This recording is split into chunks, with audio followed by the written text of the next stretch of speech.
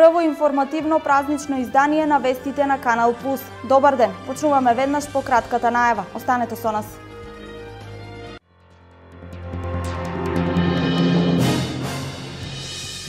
Мигрантската криза е проблем со кој доправа ќе се справуваме, потенцираше премиерот на државата Никола Груевски при одбележувањето на вчерашниот празник.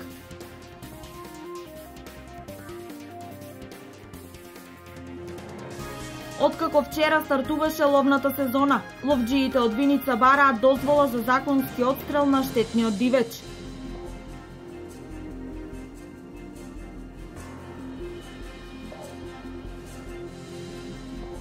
Културно-уметничкото друштво Копачка од Делчево доби специјално признание за долгогодишно чување, негување и презентација на орото Копачка.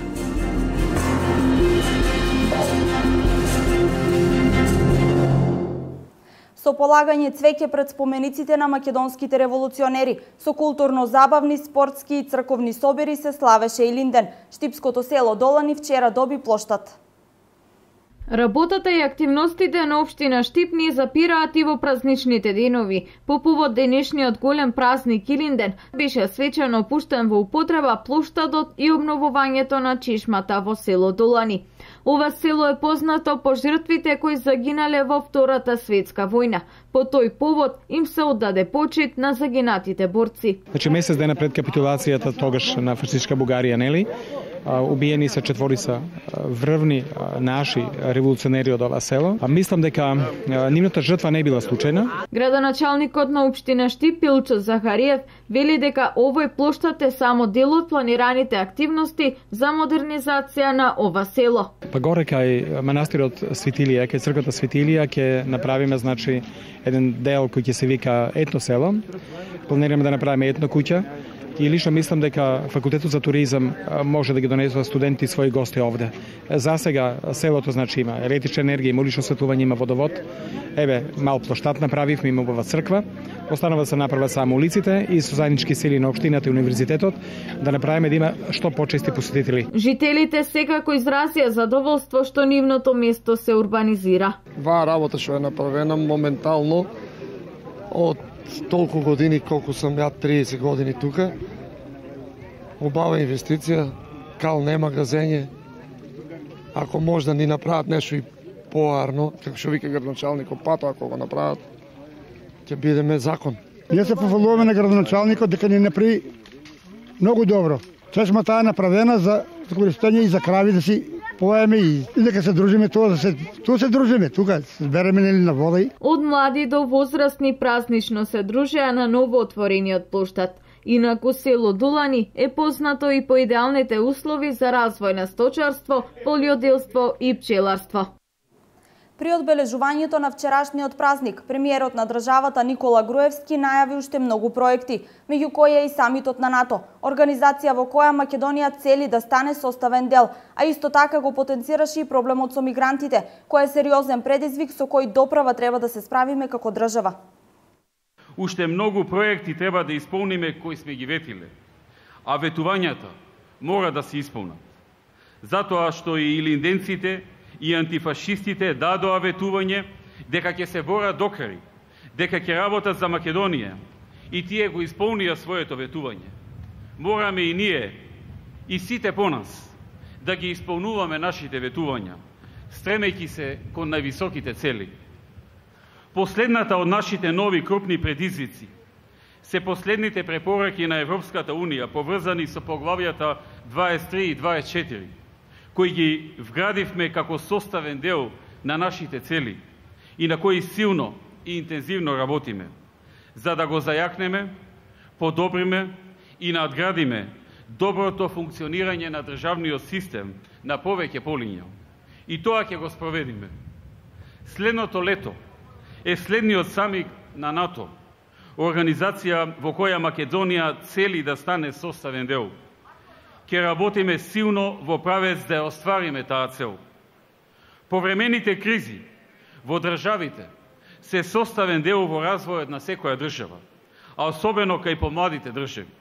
Мигрантскиот бран, што ја зафати Европа, ја стави Македонија засега во својство на транзитна држава, со можност тоа во иднина да се промени и да почнат мигранти од различни азијски или африкански земји да се задржуваат во Македонија. Тоа е и доправа ќе биде сериозен предизвик. Ако некој мисли дека оваа мигрантска криза е некаков бран кој ќе помине набрзо, се лаже.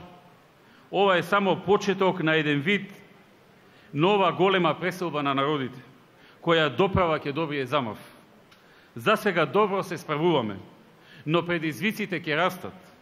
Ќе бидат потребни и дополнителни напори, дополнителни мерки и политики на сите држави во Европа и на Македонија. Заканите од тероризмот демнат над нас, како и над цела Европа.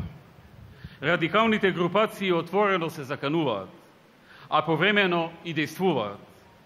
Мораме да ги јакнеме нашите капацитети во справувањето со нив и мораме да се справуваме со нив. Од вчера стартуваше ловната сезона. Ловџиите од Виница бараат дозвола за законски отстрел на штетниот дивеч. За околу 300 ловџи од Виничко викендов стартува ловот на летен и прелетен дивеч кој ќе може да се бара на површина од околу 200 хектари на двете ловишта во реонот на Драгобраште и Виница. На 2 август започува сезоната за летен и прелетен дивеч. Дозволени за лов се подполошката, грлица и дивиот голуб и колуб кривниш. Имаме 10 ловни дена во текот на летниот и прелетен дивеч. Со законскиот обврска е дозволено до крајот на септември, инаку нашето ловно здружение ќе лови до 15 септември. Меѓутоа, заради сигурен и безбеден лов, здруженијето бара дозвола од државата за законски отстрел на чакалот, кој веќе прави штета на терените во Виничко. Имаме поднесено повеќе ловни здруженија до Министерството за земјоделство, шумарство и ловостопанство да биде дозволен чакалот за отстрел, пошто во соседните републики, ево во Република Бугарија и Република Србија е дозволен за отстрел, а кај нас е забранет за отстрел, така да... А штета прави, така? Да, големи штети прави. Значи, го уништува полезниот дивеч, го уништува, напаѓа и по куки, по разни фармички и се набодува во голем број. Благодарение на ажурното и навремено исполнување на обврските од Законот за ловиште и репродукција на дивечот, Виничкото здружение важи за едно од најдобрите во регионот кое годинава произведе околу 1000 фазани, а со соодветни инкубатори репродуцираше и 100 броја на полска еребица, која наскоро ќе биде пуштена по терените на 4 ловишта со кои стопанисува здруженијето. После оваа ловна сезона од здруженијето најавуваат есенски акции за чистење на терените од предатори, белка куна и лисицата. Културно-уметничкото друштво Копачка од село Драмче Делчево во рамки на Републичкиот фестивал на народни песни и игри Илинденски денови доби специјално признание за долгогодишно чување, негување и презентација на орото Копачка. Беа доделени награди и на најуспешните македонски културно-уметнички друштва, а исто така беа најавени и побогати содржини и новини за златниот јубилеј, односно 50 годишнината на Републичкиот фестивал на народни песни и игри Илинденски денови.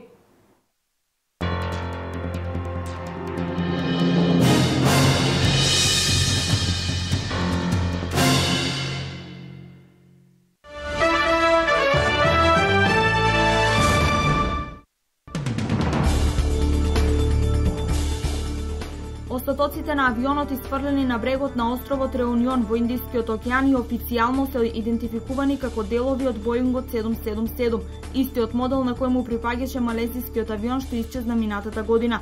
Верификацијата ја извеле француските власти, представници на компанијата Боинг, Американската национална управа за безбедност во сообраќајот и малезиска екипа составена од представници на Одсекот за цивилна авијација и авиопревозникот Malaysia Airlines. Во меѓувреме е пронајден и предмет што може да биде дел од вратата на исчезнатиот авион. Околу 12.000 луѓе се евакуирани или предупредени да се подготват да ја напуштат стамбената зона западно од најголемите пламени во Северна Калифорнија. Ако огновите се преселат уште повеќе на запад, загрозени се околу 5000 куќи и згради. Во моментов активни се околу 21 пожар. Многу од нив се предизвикани од гром. Од сабота поради пожарите во Калифорнија, во кои загина еден пожарникар, е прогласена воредна состојба. Француската полиција и оваа ноќ блокираше имигранти кои се обиделе да го преминат тунелот под Ла-Манш. Секоја ноќ стотици бегалци од Азија и Африка се обидуваат да го преминат Евротунелот за да стигнат до Велика Британија. Од недели се обраќаат на товари патници исклучително во периодични препреки, поради обидите на мигрантите да се прикачат на товарните камиони и возови композиции. Франција и Велика Британија побараа помош од Европската Унија за да се справи со проблемот.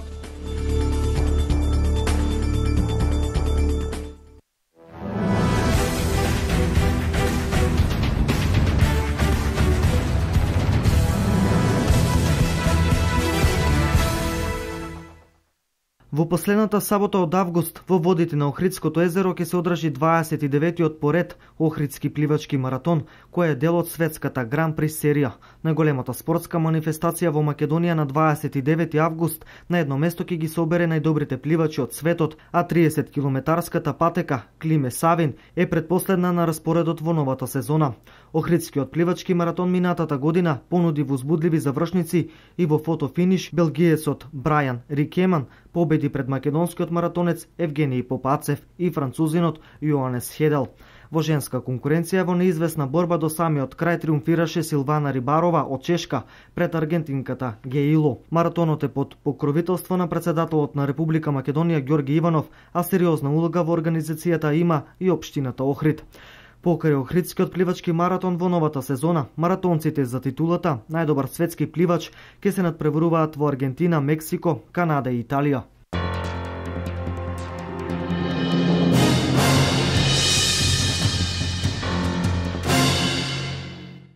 Ова е се во првото информативно издание на Вестите. Со нови информации од регионот се гледаме во 16:30. До тогаш имајте пријатен ден.